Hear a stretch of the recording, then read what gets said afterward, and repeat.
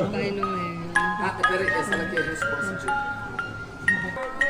Antonella, Antonella. Fotinha. Vou tirar foto. Dois. Eu envolvi, eu preciso.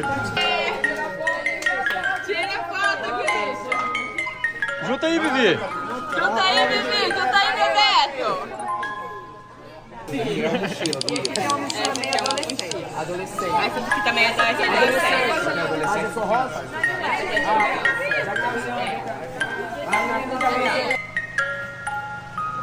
Tira pegando lá, bonito, todo mundo. Vai dar uma virada, vai virar. Essa mochila. Tadinho. Tem me pedir pra Amém. Amém. Bom dia, meus amores, tudo bom com vocês? Por aqui tudo jóia? Bem-vindos a mais um vídeo aqui no nosso canal. Bem-vindos a mais uma história. Quer mandar sua história? O e-mail está sempre passando aí na sua telinha. E se você puder, gente, ajude o nosso Natal Solidário. O link está aqui embaixo. Acho que no primeiro comentário eu também devo ter fixado aí. E qualquer ajuda é bem-vinda para a gente poder fazer esse Natal bem maior aí do que o do ano passado. Deixei um videozinho aí um pouquinho, mas tem um vídeo completo lá no canal Mundo da Dani. Só vocês procurarem lá o vlog, a gente comprando os presentes, fazendo esse Natal bem legal para as crianças do Morro do Quadro, lá de Vitória, Espírito Santo, que é a minha terra natal, tá bom? Bom, mas vamos lá, a história da nossa Alice de hoje, que olha, pelo título aí vocês já viram, né? Não deve ser fácil. Então vamos lá. Bom dia, Dani. Conheci seu canal através do Rufus. Ah, Rufus, um beijo pra você. O Rufus tem um canal aqui também no YouTube que as meninas contam a história por telefone. Inclusive, eu já contei uma história minha lá. Bom, eu mandei um pedacinho da minha história pra ele. Ele ficou de me retornar, mas não retornou. Depois que conheci seu canal, vi seu jeito de contar as histórias e decidi contar a minha aqui. Meu nome é Alice, tenho 37 anos. Bom, Dani, na minha infância foi bem difícil. Eu passei por muita pobreza e muita fome. Meu pai era um cara muito rígido e por muitas vezes eu e meu irmão mais velho ouvimos a minha mãe apanhar por motivos bobos. E isso era quase todos os dias. E se ele visse que nós estávamos chorando por causa da nossa mãe ter apanhado, ele também nos batia. Ele era muito galinha e vivia fugindo com uma e outra. E abandonando a minha mãe. Aí passava um tempo, ele voltava para casa como se nada tivesse acontecido. Até que uma vez ele foi embora e não voltaram mais. Na infância eu odiava ele por tudo que ele fazia com a minha mãe, mas hoje nós nos damos bem, pois deixamos essas coisas no passado. Hoje eu tenho 3 irmãos homens e somos muito unidos, por tudo que a gente viveu na infância. Eu e meu irmão mais velho criamos o caçula, pois a última vez que meu pai abandonou minha mãe, ela estava grávida dele. Então tivemos que trabalhar, eu com 12 e meu irmão com 16, para ajudar a sustentar a casa. Minha adolescência, apesar da pobreza, foi muito boa, mas muito rápida. Vivíamos numa cidade pequena, onde todos se conheciam. Um dia, eu já tinha 15 anos, eu fui com a minha amiga visitar um amigo e lá conhecemos 2 rapazes que tinham vindo de uma cidade grande para passear. Vou dar o nome deles de Tonico e Tinoco. Passamos a ficar com eles, e eu e Tonico e minha amiga com Tinoco. Engatamos um romance, a qual ele me tratava muito bem e se mostrava ser um homem incrível. Após 7 meses de namoro, devido à dificuldade de emprego na cidade onde a gente vivia, e fomos embora para a cidade dele. E aqui, com um mês, engravidei. Lembrando, Dani, que eu comecei a namorar ele, eu tinha 15 anos. Com 16 eu já estava grávida e ele tinha 26, então ele era 10 anos mais velho do que eu. Eu não entendia nada da vida e fiquei frustrada. Tentei até abortar meu filho. Bom, na cidade dele, Tonico se transformou. Ele usava drogas e deixava de comprar o necessário por causa disso. Aquele amigo dele, Tinoco, não deu certo com a minha amiga e vivia na minha casa enchendo o saco e usando drogas com o Tonico. Eu, sem família, sem apoio, sem ninguém para me ajudar, me aproximei de uma tia dele que era evangélica. Com 6 meses de gravidez, comecei a frequentar a igreja e me tornei evangélica também. Meu filho nasceu e o pai nem no hospital foi. A irmã dele foi me buscar no hospital com o meu bebê para eu não ir embora sozinha. Passei por momentos horríveis. Meu filho pequeno, mas nunca comentei nada com a minha mãe e com os meus irmãos que continuavam lá na cidade. Todas as vezes que eu falava com eles, ou eu ia passear lá, eu dizia que estava tudo bem. Eles só ficaram sabendo de tudo anos depois. Bom, por não suportar mais essa vida com o Tonico, assim que meu filho fez 2 anos, arrumei um serviço. E com a ajuda de uma amiga, fui morar sozinha. Passei 1 ano morando sozinha e cuidando do meu filho. E trabalhei muito. Mãe solteira, frequentei a igreja, então começou a pressão para eu arrumar um marido como os evangélicos, né? Como os evangélicos não podiam namorar sem casar, você tinha que arrumar um namorado que já ia virar o seu marido. Um certo dia eu fui visitar uma igreja e lá conheci Romeu. Ele estava no altar e ali parecia ser um homem de Deus. Naquele momento, com toda a pressão que eu vivia na igreja, era tudo que eu queria.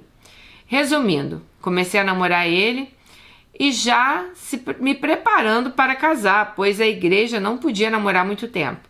Mas com pouco tempo de namoro, eu já percebi que ele não era homem para mim. Fiquei sabendo de coisas dele. Percebi que eu nem amava Romeu e Romeu fazia de tudo para a gente transar, até que eu cedi. Então, com 4 meses de namoro, eu já estava decidida que eu terminaria com ele quando eu descobri que eu estava grávida novamente. Meninas, podem me julgar. Eu me vi sozinha, com um filho de 3 anos e esperando outro. Com isso, na igreja já disseram que a gente teria que casar. Dani, eu não queria, mas eu estava assustada, com medo de criar meus filhos sem suporte. E como eu ia trabalhar grávida? Quem ia cuidar deles para mim? Era uma luta, sabe? Eu não me permitia voltar para casa da minha mãe como uma criança e grávida de outro, sabendo como era o meu pai. Eu sabia que ia ser um inferno. Enfim, acabei casando. No dia do casamento, eu senti que eu já estava fazendo a maior burrada da minha vida. Dani, nas primeiras semanas de casada, ele já se mostrou um cara que não queria trabalhar. Eu acordava de manhã para sair para o trabalho e ele me xingava e não ia. Eu acordava ele, né? Faltava muito e era mandado embora de todos os trabalhos que ele arrumava. Ele era extremamente rígido com meu filho mais velho e eu por muitas vezes brigava por causa disso. Depois que meu filho nasceu, ele passou a se tornar um homem melhor para o meu filho mais velho. Com o filho mais novo ainda bebê, eu já fui trabalhar, pois eu sabia que eu não podia contar com aquele homem. Nisso, ele já não estava mais na igreja. Com alguns meses de casado, ele já havia saído. Romeu começou a sair muito, vivia na rua, aparecia em casa só para comer e tomar banho. Passou a levar uns caras lá em casa, sem meu consentimento, e com isso eu acabei descobrindo que ele traficava drogas. Dani, não adiantava falar com ele. Ele saía pela tangente, me ignorava. Passei a contar para os pastores sobre isso a fim de me separar. Esqueci de mencionar que o pastor e a pastora da igreja eram os pais dele. A única coisa que eles diziam para mim é que eu tinha que orar, que Deus ia mudar. Tá vendo, gente? Essa parte da igreja que me estressa. Eram pais dele. Você ora que vai melhorar. Não, minha filha, você não vai orar, você vai sair fora, né? Mas aí o pai e a mãe não quer o pepino para eles de volta, faz a menina acreditar que Deus vai mudar. Acredito que as pessoas mudam, acredito, vocês ouviram a história do meu irmão, eu acredito, mas a pessoa tem que querer, né? Se a pessoa não querer, ela não vai mudar. Dani, meu primeiro pesadelo aconteceu uma noite que ao chegar da igreja fui esquentar o jantar e chamaram ele no portão. Quando ele saiu, deram 3 tiros nele. Corri para o quarto para segurar meus meninos, quando vi ele entrando para dentro, todo ensanguentado, gritando para eu me trancar no quarto, que ele ia pedir socorro. Ali foi meu desespero. Eu trancada com meus filhos, esperando ele voltar, sem saber se os bandidos iam voltar ou não. Até que ele apareceu com um amigo para levá-lo ao hospital. Peguei os piás e saí correndo, segurando o pequeno no colo e arrastando o maior pelos braços. E fomos para a casa da irmã dele.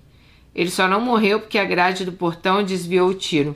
Ele ficou usando uma bolsa por alguns meses e não teve mais sequelas.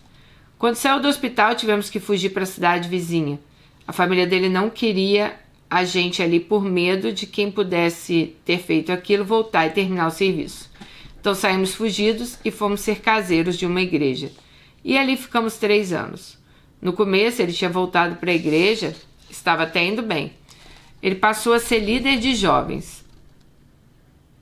Ela e ele. Ela falou que líder é um casal responsável pela atividade dos jovens na igreja. Até que um dia cheguei em casa depois do culto e fui olhar no computador. Ele tinha deixado aberto no Facebook. E ali eu vi que ele estava ficando com uma dessas jovens do grupo que era minha melhor amiga. Ela frequentava a minha casa e até dormia lá às vezes. Mais uma vez meu mundo caiu. Saí de casa e fui para a casa de uma pastora. Mas como na religião tinha que perdoar, que o casamento era só um, eu acabei voltando. Podem me julgar, meninas. Nessa volta as coisas já não foram mesmas. Ficamos mais alguns meses nessa casa até que fomos assaltados. Entraram em casa e levaram tudo. Vi tudo revirado, o que eles levaram, o que eles não levaram, eles quebraram. Com esse assalto, resolvemos voltar para a cidade dos pais dele e começamos a frequentar a igreja dos pais novamente. Nisso, Dani, ele ia e voltava para a igreja. Ficava uns meses e saía. Certo dia, estava resolvendo umas coisas e recebi uma ligação falando que ele estava preso por assalto e roubo de carro. Ele ficou 1 ano preso e eu ia toda semana levar sacola de comida e ir nas visitas. Lá dentro, o Romeu se tornou um anjo, fazia planos, dizia que ia mudar, que tudo ia ser diferente. E eu, muito idiota, acreditei, né? Saindo da cadeia foi a mesma coisa de sempre. Eu trabalhava para sustentar a casa, pois ele arrumava um serviço e já saía. Meu filho mais velho cuidava do mais novo para eu trabalhar. Eu fazia de tudo por eles. Levava para sair, passeava, dava o que eu podia. O Romeu era um peso morto nas nossas vidas. Ele não pagava uma conta. É isso que eu não entendo, gente. O cara é um peso morto. Pra que estar com um homem desse? Mas por quê? Porque na época a igreja falava que ela não podia separar. O casamento era um só. Bom, nisso, Dani, eu já sabia que ele estava no tráfico novamente. Pois eu já sabia, os sinais eram os mesmos. Ele vivia de noite fora de casa, parecia com pessoas que eu nunca tinha visto. E eu fingia que eu não via porque era muito desgastante discutir com ele. Eu vivia minha vida com meus filhos, indo para eventos da igreja. Eu deixava o Romeu viver a vida dele como se ele fosse solteiro. Eu era assim, viúva de marido vivo. Até que um dia eu cheguei do serviço e fui para casa tirar a roupa para tomar um banho. Quando escutei meus filhos mais velhos gritar, desesperado. Saí correndo e vi vários policiais entrando com armas. Um deles apontou para a cabeça do meu filho. Mandaram eu encostar na parede com uma arma apontada em mim. Entraram em casa, reviraram tudo, procurando drogas. Imagina, Dani, tudo que eu tinha foi com meu dinheiro trabalhado. Eu não vi um centavo daquele homem. Ele gastava tudo na rua, com os amigos e mulheres, e eu nunca nem perguntei pelo dinheiro dele. Só vi ele aparecendo com carro, relógio, roupa, mas para mim e para meus filhos ele nunca deu nada. Ele foi preso, ficou só um dia preso, mas não me contou direito como saiu. Com isso, eu deveria ter tomado vergonha na cara, né? Não, aceitei ele novamente. Eu sei que para quem não tem religião e nunca viveu isso, parece impossível, sabe? Mas, gente, é uma luta que a gente batalha na mente, é muito difícil. Na igreja eu recebia palavras de que eu tinha que ser forte, que eu tinha que lutar por ele, que era através de mim que ele iria mudar. E com tudo isso, eu acreditava. E eu até tinha medo de me separar dele. Se não bastasse eu ter aceitado ele mesmo assim, ele ainda vivia no mundo do tráfico. Então eu vivia uma das piores dores da minha vida. Uma tarde eu peguei o celular dele e ele tinha esquecido em cima do criado mudo. E eu vi conversa dele com várias mulheres. Velha, nova, branca, preta, ruiva. Gente, tinha tudo quanto é tipo de mulher ali. Quando ele apareceu, eu questionei a ele e ele falou para eu sentar que ele queria me contar algo. Eu sentei na cama e ele contou que tinha saído algumas vezes com uma mulher e ela estava grávida dele. Gente, eu me senti um lixo. Só para lembrar, em todos os vacilos dele, ele ajoelhava, chorava e prometia mudar. Meninas, ela disse, não acredite nesses homens, por favor. Eles não mudam, como a Dani sempre diz. E eu sou a prova disso. Dani, eu tenho até vergonha de contar, mas eu perdoei. E ainda fui com ele no dia de registrar a criança. Ali eu só sentia nojo. Na verdade, a vida toda eu nunca o amei. Mas como eu sempre ouvi na igreja que casamento era um só, eu me acomodava naquela vida de sofrimento. Eu não dependia dele para nada. E mesmo assim, eu não conseguia sair daquilo. Em uma tarde, mais uma vez, eu vi a polícia invadir minha casa. Fizeram uma bagunça. Nem sei se pode falar isso no YouTube, né? Ah, ela tá falando que às vezes que a polícia invadiu a casa dela, eles levaram coisas da casa dela na cara dura, tá? Então, coisas que ela comprava, vocês entenderam, né? Passava a mão na televisão, um negocinho aqui, um negocinho ali, reviravam tudo. Bom, eu já estava planejando me separar mesmo sem aprovação da igreja. Até que numa noite, ele tinha saído, recebi uma ligação dele, ele estava no meio do mato. Tinham tentado matar ele novamente. Ele tinha levado um tiro e precisava que fossem buscá-lo, pois ele estava com medo de sair do mato. De lá ele foi para o hospital, não tinha sofrido nada grave. Voltou para casa e nós novamente nos mudamos. Amiga, você é muito corajosa ficar com homem desse. Nossa senhora, eu ia morrer de medo de ficar com homem desses bandidos fazer alguma coisa comigo, com meus filhos. Tá doido. Bom,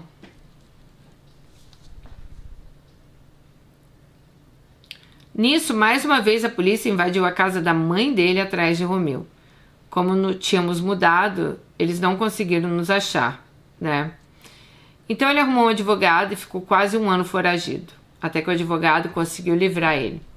Nisso, Dani, eu por várias vezes paguei parcelas do advogado para defendê-lo. Gente, eu não aguentava mais todos esses anos sofrendo na mão de um homem que não servia para nada. Ele não trabalhava, ele não me ajudava a criar os filhos. Eu passei todas as humilhações e com toda a pressão da igreja eu acabei deixando a igreja e comecei a viver minha vida. Eu fui para a academia, comecei a sair, comecei a curtir. Vivíamos na mesma casa, mas eu agia como se eu não fosse casada. Eu simplesmente excluí ele da minha vida. Eu mandava ele embora todos os dias. Meus filhos já estavam grandes, o mais velho já até trabalhava. Eu não falei muito deles, Dani, pois a história aqui é bem específica, sabe? Eu quero falar do meu casamento. Mas para resumir, meus filhos sempre foram uma bênção na minha vida. Eu nunca tive problemas com eles. Mas eu já não aguentava olhar para a cara de Romeu. E com a minha revolta ele começou a mudar. Ele me trazia chocolates, me escrevia cartas, me trazia flores. E eu não conseguia nem comer os chocolates. E as coisas que ele trazia de tanto ranço que eu tinha dele. Eu dizia que eu não queria mais ele, que era para ele ir embora, que eu não o amava. Nisso ele enlouqueceu. Ele batia a cabeça na parede e chorava. Não me deixava dormir. Ficava a noite toda acordada com medo dele. E eu levantava às 5h30 da manhã para trabalhar. Eu não queria mais dormir com ele, eu dizia para ele dormir. Gente, mas você é doida, amiga, ficar com esse homem na mesma casa, com essa polícia toda hora lá, gente atrás desse homem. Eu não ficaria nunca. Nossa, eu morri de medo. Bom, e uma noite eu pedi para ele sair do quarto, pois ele sabia que a gente não estava mais juntos. Então eu disse, já era para você ter saído da casa. Nisso ele me pegou à força, eu comecei a chorar. E ele sim, fez sem o consentimento dela, tá? Eu implorando para ele me largar, eu aos prantos. Gente, depois disso eu peguei um ódio desse homem. Ele não saía da casa por mais que eu implorasse. Nisso meti o louco. Comecei a conhecer outros homens, fiquei com pelo menos 4. Até que com muita luta e muita ameaça ele saiu da casa. E adivinha, eu virei uma monstra. A família dele só não me chamou de santa. Aí acompanharam toda a nossa vida e foram testemunhas de tudo que eu passei. Me xingavam, me amaldiçoaram, me esculachavam. No começo eu fiquei revoltada por eles terem falado tanto de mim. Mas depois eu nem liguei. Comecei a cuidar da minha vida e foi como se eu tivesse tirado um peso das minhas costas. Daniele me ameaçou algumas vezes. Insistiu por algum tempo até que, graças a Deus, arrumou outra. Bom, eu resumi muito, sabe? Teve muita coisa que eu não falei, pois ia ficar muito grande. Hoje ele está casado com outra mulher que ele conheceu na igreja. Eu sou a endemoniada, que larguei o pobre coitado, mas hoje eu tenho a paz, coisa que eu nunca tive na minha vida. Eu tenho raiva dele, mas eu me culpo todos os dias por ter me permitido passar por tudo isso. Por ter deixado a religião tão forte na minha cabeça, a ponto de eu ter deixado até meus filhos, né, sofrer tanto. Eu fiquei com ele dos meus 20 aos 34 anos. Perdi muito a minha juventude. Sofri muito na mão dele. Me arrependo muito. Eu me perdi na religiosidade e não enxerguei mais nada. O pai do meu filho mais velho morreu de câncer quando ele tinha 5 anos. Minha família hoje sabe tudo que eu passei. Temos um ótimo relacionamento. Minha mãe, logo que eu me mudei para a cidade grande, casou de novo com um homem bom. Estão juntos há 19 anos. Meu pai, nesse tempo, já teve várias mulheres. Hoje faz 5 anos que ele está com uma 20 anos mais nova que ele. E nós torcemos para que dessa vez ele fique com ela, né? Hoje ele está bem debilitado. Todo ano visito eles, pois moram na mesma cidade onde eu nasci e eu me mudei. Minha mãe também vem para cá todo ano, só meu pai que não. Bom, um amigo de Tunico, o Tinoco, foi assassinado a pedradas há 17 anos atrás. Espero que você leia minha história, pois amo ouvir a história das meninas da sua voz. Um beijo. Um beijo, Alice. Olha, eu sinto muito, muito, muito por você ter passado por isso, pelos seus filhos terem passado por isso. Mas assim, não se culpe, sabe? Eu acredito assim que tudo que a gente faz, eu já falei pra vocês, tudo que a gente faz pensando que aquilo é o melhor que você pode fazer naquele momento. Então, por exemplo, você era da igreja, você não tinha família, você acreditava naquela religião assim, né, a ferro e fogo ali, aquilo ali era a palavra para você, né? Você acreditava em tudo que a igreja te falava. Então, para você seria um pecado largar o seu marido, para você seria um pecado você se divorciar. E é isso que eu falo da religião, sabe? É quando vocês deixam a religiosidade, como você disse, bater forte na cabeça de vocês. A gente pode adorar a Deus. Eu, por exemplo, gente, acredito muito em Deus. Vocês viram a história do meu irmão, né? Tem aí no canal a história de Betão. Se você não viu, vale muito a pena. Tem o episódio 1, 2 e 3. Eu tenho certeza como Deus fez maravilhas na vida do meu irmão. Quando meu irmão vai para aquela clínica, né? Que é uma clínica evangélica. Então, quanto meu irmão foi ajudado pela igreja também.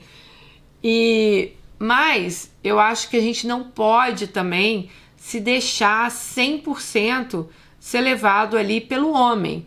Porque Deus é uma coisa. Agora, você ser levado por pastor, para aquelas pessoas que estão ali. Por exemplo, esse cara, esse cheio de problemas, problemático aí, os pais eram pastores, né? Quem me garante que os pais estavam bem? Por quê? Porque você estava cuidando dele. O pepino estava todo em cima de você. Era na sua casa que a polícia entrava. Era na porta da sua casa que iam lá tentar matar esse homem, né? Então, para eles, que maravilha, é marido de Alice. Acho que eles até esqueceram que era filho deles, né? Então, é complicado, sabe, gente? É o que eu falo. A gente tem que ter Deus no coração, a gente tem que fazer o bem, a gente tem que, sabe, você fazer o bem, lutar para ter suas coisas, sem querer desejar as coisas, né, do amiguinho do lado, viver bem no seu casamento. Se você não estiver mais feliz também, né, antes que você faça alguma besteira, fazer o quê, né? Termine, vá viver sua vida, não roube, trabalhe, tenha suas coisas, é o que eu falo. Eu acho que isso aí é o que Deus ensina pra gente, sabe? Você ser uma pessoa boa, você ser uma pessoa que vai ser lembrada pelas coisas boas que você fez por outras pessoas, você deixar um legado aqui na Terra. Agora, você frequentar uma igreja, não, seu marido, um traficante, não, mas você não pode largar ele, você tem que ficar com ele. Você ora aí que Deus vai mudar. Deus vai mudar quem? Se a pessoa não quer mudar, Deus sim, ele entra na sua vida, eu tenho certeza que ele te ajuda muito quando você quer algo, né? Esse marido seu queria mudar? Claro que não. E no final ali ele chora, esperneia pra você ficar com ele, porque ele se vê sozinho. Ele viu que você cansou, que agora você ia tomar as rédeas da sua vida. Igual você falou, eu não consigo entender, gente, essas mulheres que trabalham, que levam o sustento pra dentro de casa, né? E tem esses maridos peso morto na vida delas. Elas sustentam tudo, elas pagam aluguel, elas compram comida e esse infeliz está dentro da casa atentando essas mulheres, sendo que ele não leva um centavo para dentro de casa, ele não cuida de um filho, ele não ajuda em um nada, mas elas acham que não vão conseguir viver sem eles. Eu não consigo entender isso, sinceramente. Olha, Alice, foi a melhor decisão que você tomou na sua vida, né? Eu imagino que tenha sido, assim, momentos difíceis para você, mas que Deus consiga aí trazer a paz para o seu coração. Não se arrependa, sabe? Assim, claro que a gente se arrepende das coisas, mas, assim, não fica se colocando essa culpa em você. Na época é o que você achou que era certo. Gente, a gente está aqui para aprender. E a gente só aprende errando. Infelizmente, não tem outro jeito de aprender. A gente só aprende errando. Falei isso com meu filho essa semana. Aconteceu alguma coisa com ele, sobre uma prova aí que ele estava fazendo.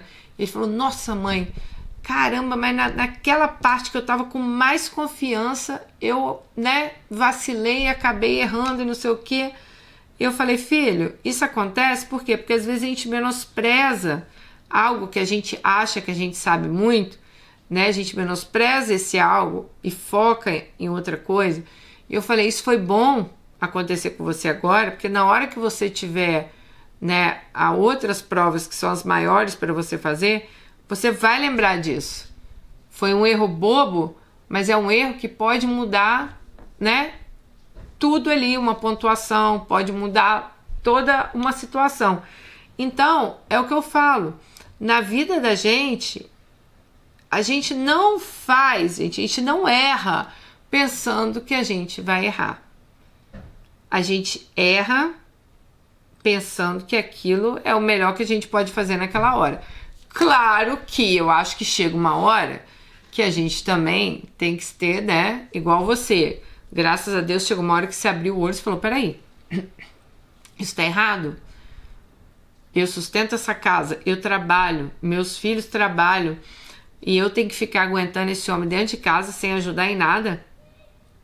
Então, chega uma hora que você abriu seus olhos. Então, eu acho que Deus estava ali para te ajudar, né? Deus ouviu as suas orações e falou, eu vou abrir os olhos dessa mulher, não é para ela estar mais nesse casamento, né? E como eu disse para vocês, eu acredito na mudança das pessoas, desde que elas queiram mudar, tá bom? Beijo, Alice, fique com Deus e até o próximo vídeo. Tchau!